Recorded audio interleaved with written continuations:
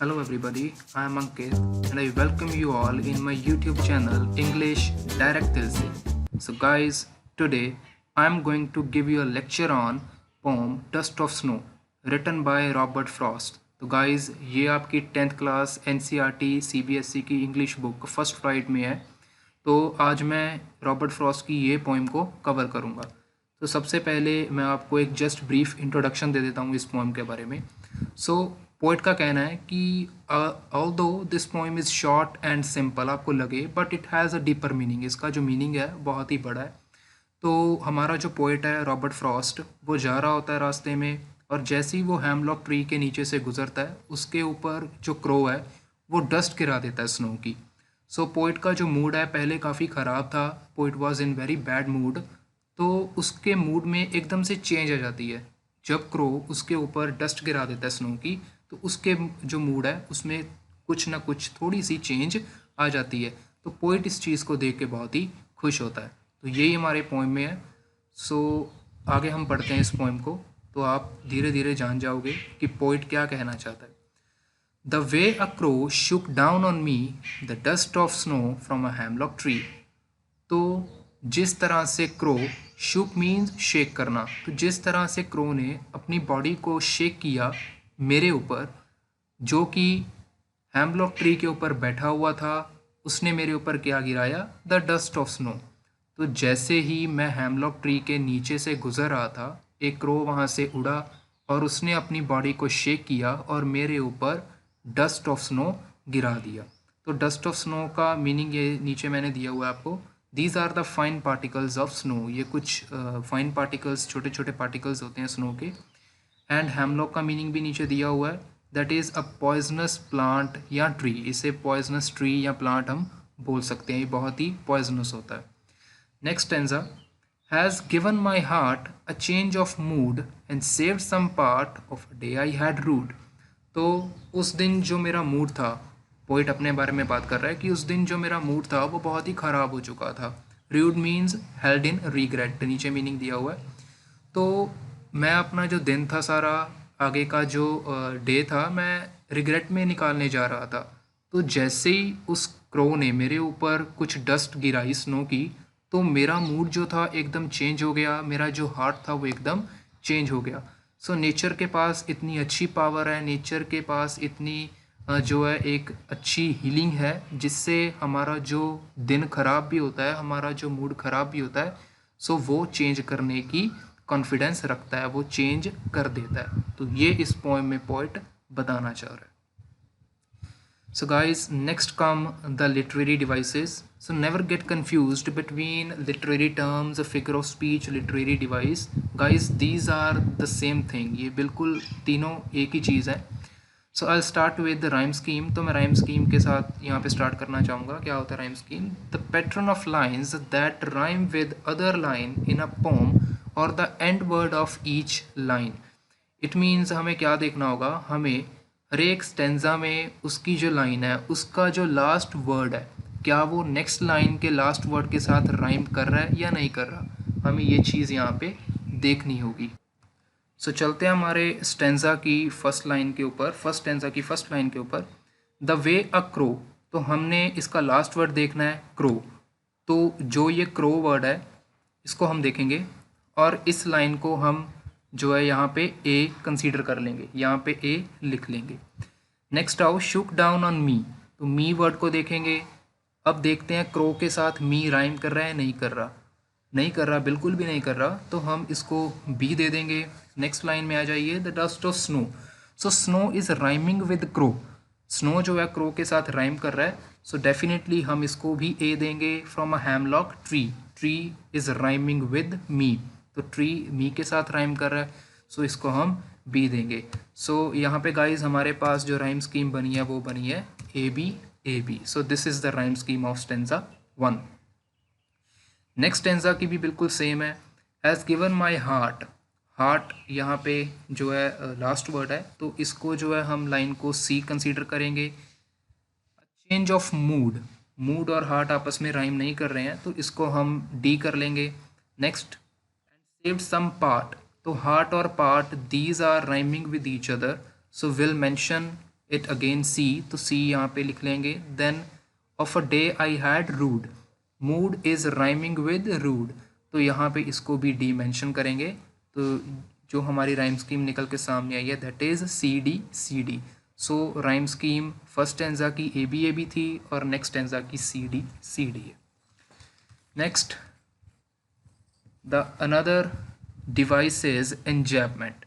So what is enjambment? It is a continuation of line without any punctuation mark, that is comma, full stop, question mark, sign of exclamation, etc.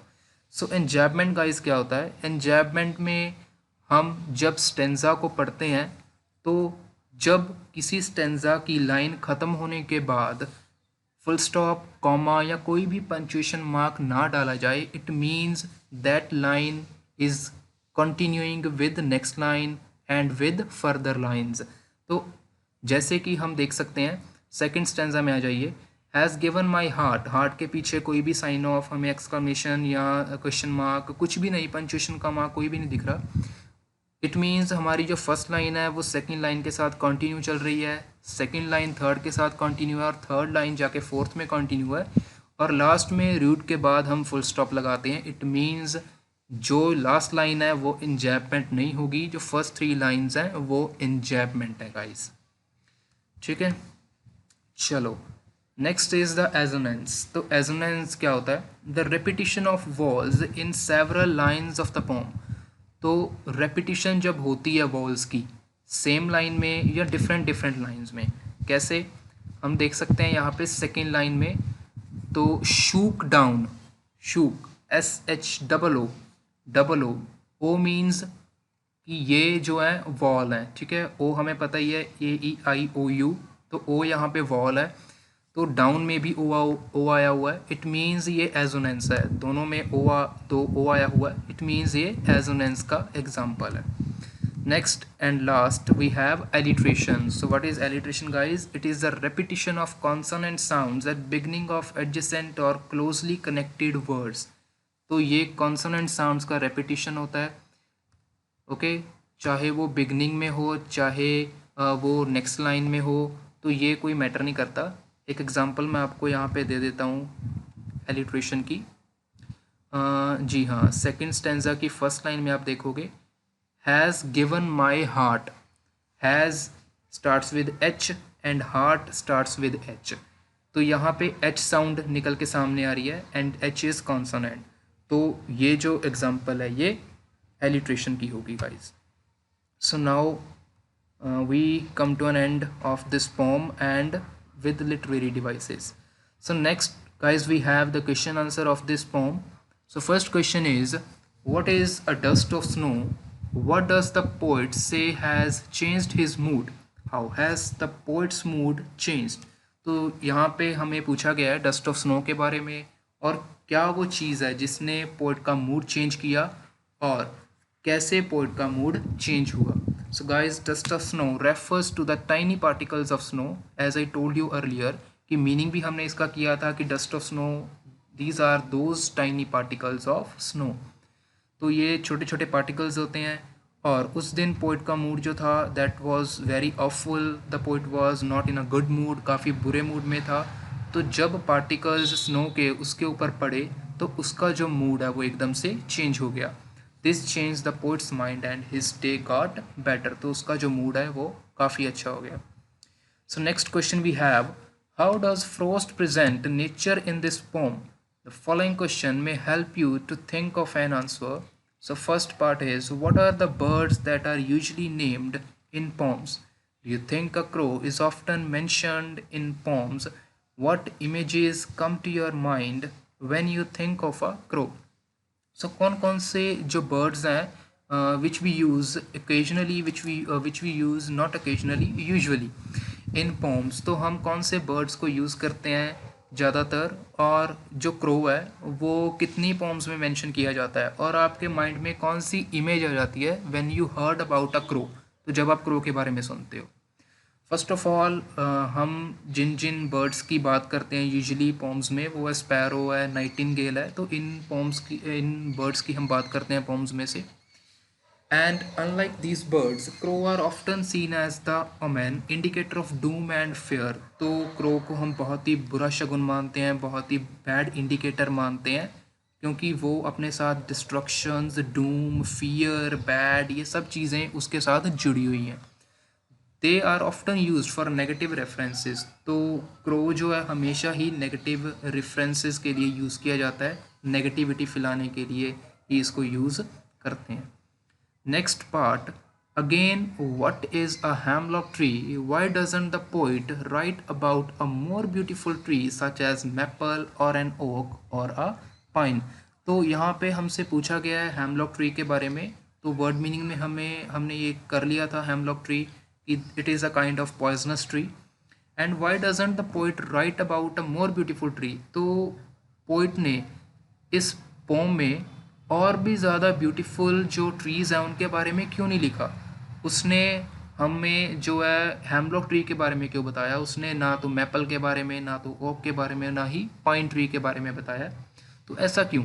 सबसे पहले hemlock tree is a kind of poisonous tree as I told you earlier, and I think you all know about it.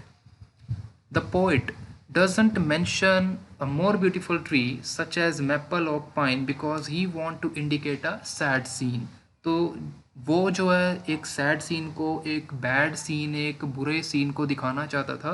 That's why he has mentioned a hemlock tree and a crow. So hemlock tree and crow both are the bad omens, both are the bad indicators. That's why poet has used both to show how the bad scene is. तो कितना scene वो bad है उस चीज़ को यहाँ पे poet ने mention करने के लिए दोनों को यूज़ किया. Next part, what do the crow and hemlock represents, Joy और सोरो? तो हैमलॉक और क्रो ये दोनों क्या मेंशन करते हैं? खुशी को, हैप्पीनेस को, या सॉरो को, दुख को. What does the dust of snow that the crow shakes of a hemlock tree stand for? तो हैमलॉक जो डस्ट ऑफ स्नो है वो क्या मेंशन कर रहा है? तो क्रो और हैमलॉक ये क्या मेंशन कर रहे हैं, ये क्या डिस्क्राइब कर रहे हैं, और डस्ट ऑफ स्नो ये चीज़ क्या बता रही है? So crow and hemlock tree represents sorrow, ये सॉरो को, दुख को रिप्रेजेंट कर रहे हैं. और डेफिनेटली जो डस्ट ऑफ स्नो है इट स्टैंड्स फॉर जॉय. तो ये जॉय, ये खुशी को लेके आ रहा है. So next is the value based question. If you want to do this question, then you have to do it by yourself, guys. So now I come to an end of this poem. So I hope आपको ये poem समझ आई होगी. अगर आपको लगता है कि ये poem आपको समझ नहीं आई तो दोबारा से आप इस poem को, या आप मेरी जो वीडियो है उसको दोबारा से सुने, तो डेफिनेटली मुझे लगता है आपको ये poem समझ आ जाएगी. So don't forget to like, share and subscribe. And मैंने आपके लिए कुछ इस पोम को लेके जो MCQs भी क्रिएट किए हैं, MCQs भी बनाए हैं. तो आप ऐसा कीजिए, एक बार इस पोम को अच्छे से कर लीजिए, then I will give you a test. तो मैं आपको उस MCQs का टेस्ट दूंगा, वो आप अटैम्प्ट कर लेना और उसकी आंसर की भी आपको मैं दे दूंगा. विद दिस हम दोबारा मिलते हैं guys. Okay, so good bye.